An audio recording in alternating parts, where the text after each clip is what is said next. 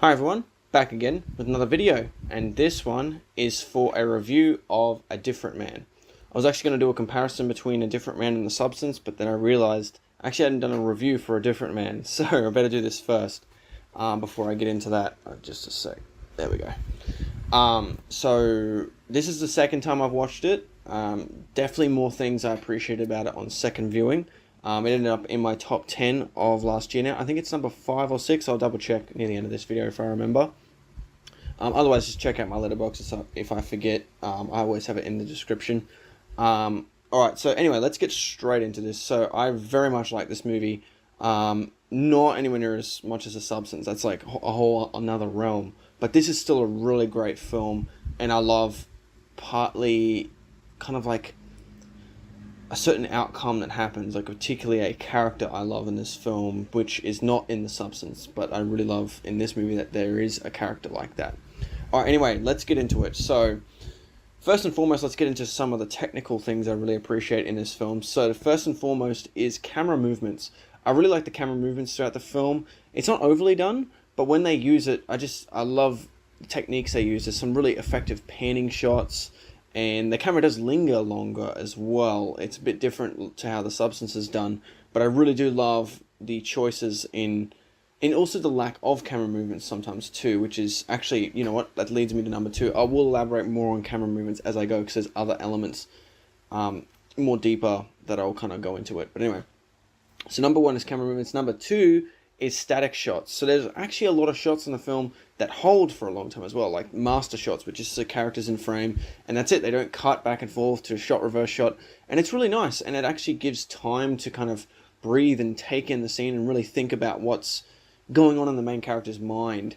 And I think that's really good. Instead of just with the camera, they linger longer, and I really like that they do that to give that kind of space to think as you're watching it. So I like that, and also the performances hold really well.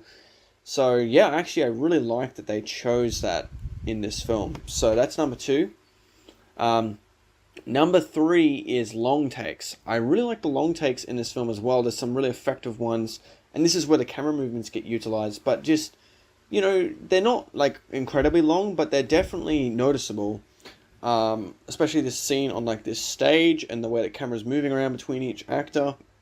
I love that scene, and just this great shot of this long zoom in as well in the film. Yeah, there's just these really great choices throughout the film in regards to just the long takes and how they're utilized, and how it kind of really sets you into, I feel like, the main character's state of mind, and just of kind of what's going on in the scene. It makes it more immersive. So I definitely like the use of long takes throughout the film. Next thing, number 4, kind of slightly mentioned it, but zoom ins and zoom outs. I think it's more zoom ins with this movie, but man, they also do the crazy thing that I don't see in many movies, where they get the zoom thing and go woof, like that, like really fast. And I love that. And it was kind of roughly done too. It wasn't like perfect, like on a tripod. It was kind of like very rough, so it wasn't even like that. But I love that choice with the, you know, the zoom ins. So that's a really clever thing that they use throughout the film, and it just adds to the impact of how the main character's feeling, especially this one great one in a doctor's surgery, and they do that with the main character, and I just love how they use it, just like that throughout the film. So I love the use of zoom ins and outs as well. Not so much zoom outs, but it's more effective zoom ins. And as I said, there was a great one that goes for quite a long time. I think it's about like a minute, where just these other 2 actors are talking to him, and it just slowly zooming in on him. Love it, you know, just like instead of cutting back and forth, there's a certain sense of confidence the director has in the scene is engaging enough. You do not need to cut back and forth to keep it interesting. So yeah, I love the choices throughout the film of just how the camera is utilized, because that's like 4 things just by using the camera. So I love that. Next thing, number 5, is the color palette. This is something I didn't really give as much attention to the first viewing. I've seen this movie, I think, 2 times, 3 times now. I've only logged it. Wait a minute. Actually, how many times have I logged this? Wait a minute. Let me just give me a moment. Oh, no, actually, I have only seen this movie twice. For some reason, I had a feeling I saw it 3 times. Anyway, never mind. But yeah, the first viewing I saw this, it wasn't something I really noticed was the color palette, but it actually is effective for what the story needs. It's very it's quite dark, and it's very just these very kind of warm color palette, which is usually quite comforting, but in this film it's not. It's more suffocating, which sounds completely different, but it's just like this very tone of red sometimes. Not very intense, but it's just a very warm color palette that almost feels like the main character's kind of just suffocated and just in himself, and so caught up in his own kind of insecurities in a sense, and in his in his internal state. And I love that it really just does set you into that, and yeah, it kind of just grabs hold of you and that doesn't let go in a way, like with how, and also with how the long takes are there as well. It kind of gives that same feel. But yeah, I just love the way the color palette is used as well, and it's great. Yeah, the text as well as red for a different man. I think it's perfect. So yeah, it's not something that I definitely noticed on first viewing, but yeah, definitely something I think needs some light shed on. So, you know, if you have seen this movie before, consider looking at that next time. It's like the color palette's actually quite effective, I feel. It's not one of those ones that's very noticeable. Like some movies, very vibrant and colorful, or it is one of those ones where you could kind of overlook it, I feel. Or at least I did, so I'm curious to hear if you kind of did as well. But anyway, next thing, number 6 is the film grain. This is something I definitely noticed on first viewing, but I love, and this is actually something I was meant to say with color palette, but similar thing with film grain, gives it a very gritty feel. The way both of those things are done, it gives this very raw and gritty feel, which just very much, I feel, gets you into the main character's state and is like sense of disconnect from the world because of how he feels internally about himself, and then also kind of about his situation and so on. So I love just that use of the film grain as well, that I feel like gives it that gritty feel. Next thing, number 7, is the acting. Really solid performances here from pretty much everyone. I don't think there's any bad performance in this movie. Particularly the main dude, I thought he was really great. He does talk in the film, but he is kind of a little bit less on dialogue, but his silent look for a lot of the film and just his gaze, it says a lot about just how he feels, you know. So I love how that's done. So Sebastian Stan, he's an actor that's kind of come up a bit recently, that I've seen him in a few things. He's, like he was in, whatchamacall, it surprised me, like he's the dude freaking Bucky from Captain America. Like, he does seem quite different to that character, I feel, especially in this movie. I do not remember him in Black Swan. Who the hell was he in Black Swan? So, what? Who was Sebastian Stan in Black Swan? What? Who the hell is that? Oh, he was barely in it. Okay. Yeah, okay. Alright. I do not remember him much in that film at all. But okay, he was in that movie.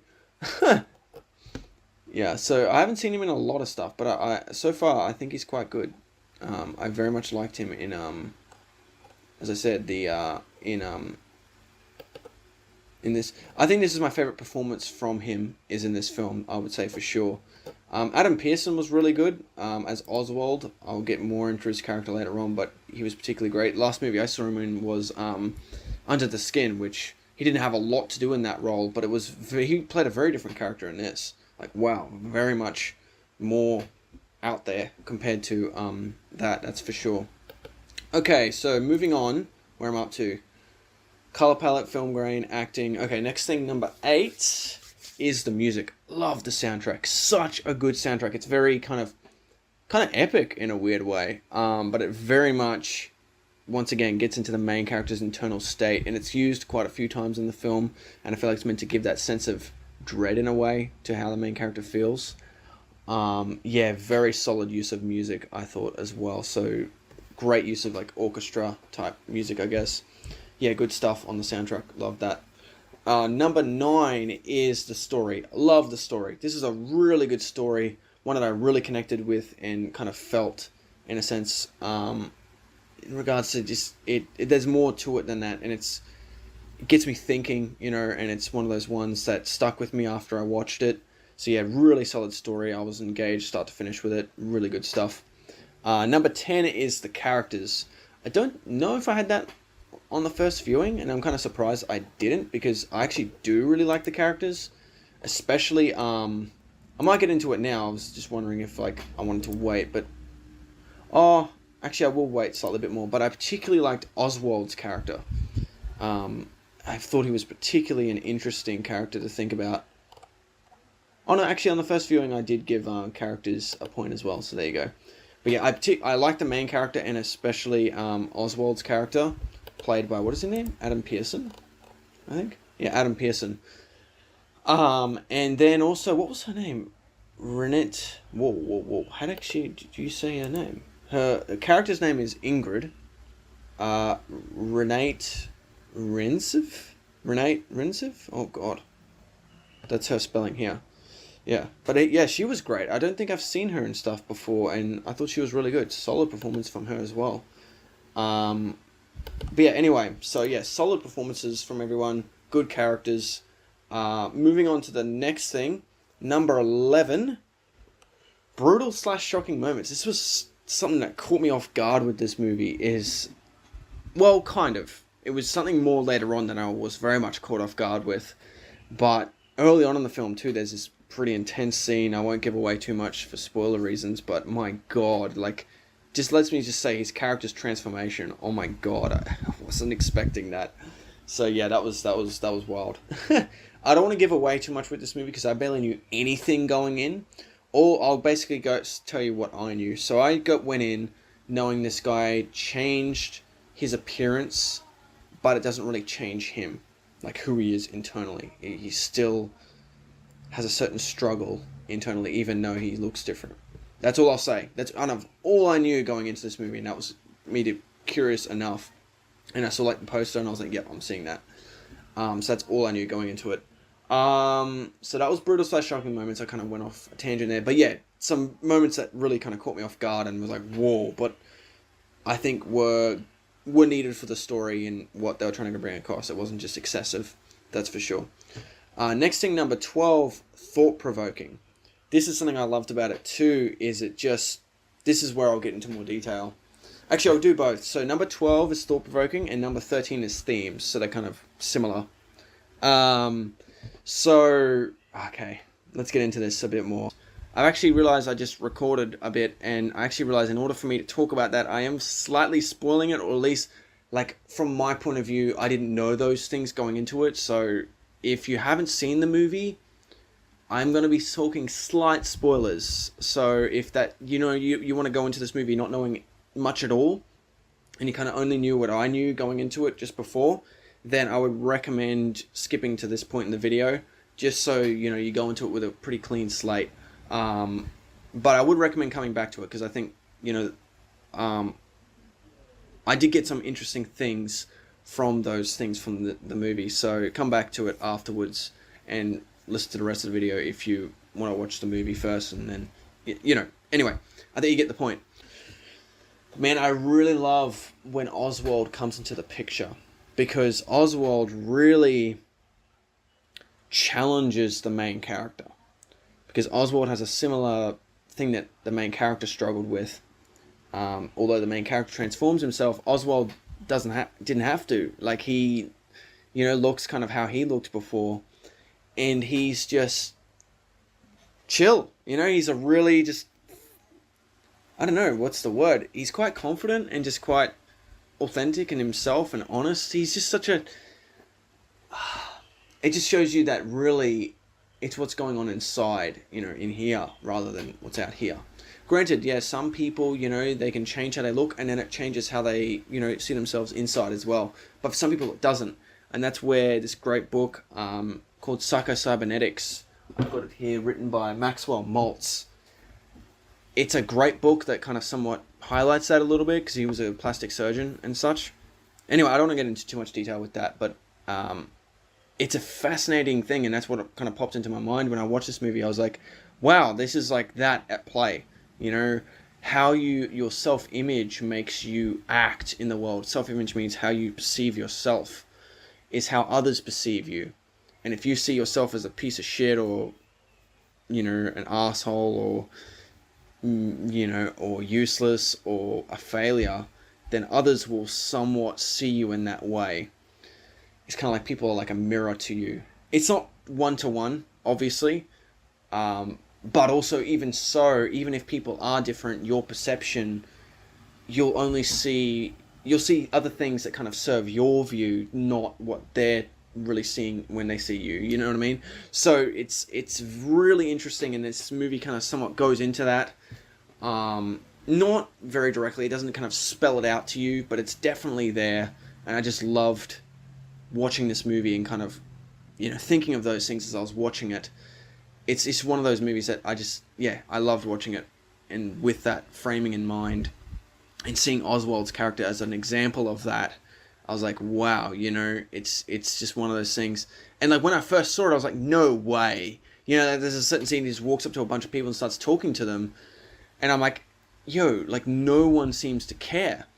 And it's like, and at first I was like, yeah, bullshit. But it's like, why not? Like if people were judgmental and so on, then that's their problem. That's not yours, you see? And it just, this main character, Oswald's character just really owns who he is and just goes with it. You know what I mean? Like it's such a beautiful thing to see, and it's quite inspiring in a way when you watch the film. But yeah, so I love that whole thing. Moving on to the next thing. So number 14, rewatchability. Yes, I could definitely see myself rewatching this movie numerous times, just like The Substance. This is something I really... It was more so in the past I was passionate about. One of my other interests is the mind and psychology and self-image and all that stuff.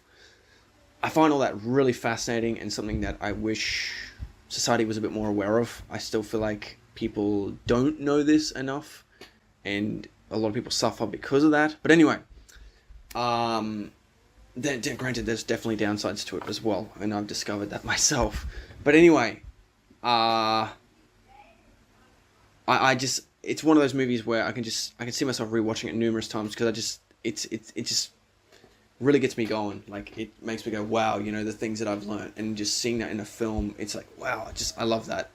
And then just the story, the way it's done, the way it's filmed, it's not like that's an afterthought. The way it's executed is actually really well done as well. And I love that, where films do both. There's good story, good thought-provoking stuff, and also great filmmaking. So this is across the board a really solid film, just like The Substance. And yeah, so I definitely will rewatch this movie numerous times, just like The Substance. And this movie is quite short too. It's only like an hour and 40 minutes, and it's a breeze. It really just goes by really nicely. So it's a really nice movie in that sense as well. Honestly, I feel like I should honestly give a point for that, but I haven't got it in this list. Maybe next time. So number 14 was rewatchability, and last but not least, number 15 is the ending. I love the very last line in the film. It's a great line, and it's like, holy shit, in the way the main character laughs at the end too. I love that. So yeah, really solid ending, and really tells an interesting story about this character, and then also kind of Oswald as well. Yeah, so really solid movie. I really like this. This was really up there for me for last year. So yeah, stay tuned for my next video. I'm going to do this movie, A Different Man, and The Substance, and I'm going to kind of compare both, but then also kind of talk about the differences, and then also kind of like themes and kind of the message at the end of both, and particularly kind of coming back to Oswald's character as well in this film. But yeah, so anyway, I really love this movie, just like along with The Substance. So really solid films. Highly recommend both if you haven't seen them. I highly recommend you see both before my next video. So if you haven't seen The Substance and you haven't seen A Different Man, I'm going to be talking spoilers in that next video of doing both and comparing them and talking about the differences and so on. So yeah, anyway, thank you very much for watching. If you've watched this video all up to this point, consider hitting the subscribe button, liking the video. I'd very much appreciate that. And if you've got some extra thoughts about this movie, remember, just if you're going to talk spoilers, just give a spoiler warning and then a few spaces down, just in case someone hasn't seen it. But yeah, feel free to put your thoughts down in the comments below. I'd love to hear other people's thoughts about both of these films, because I love both of them really. quite a lot. So yeah, love to hear your thoughts as well. So thank you very much, and hope to catch you folks. Thank you very much, and yeah, that's it for this video. Hope to catch you folks in the next one. Bye bye.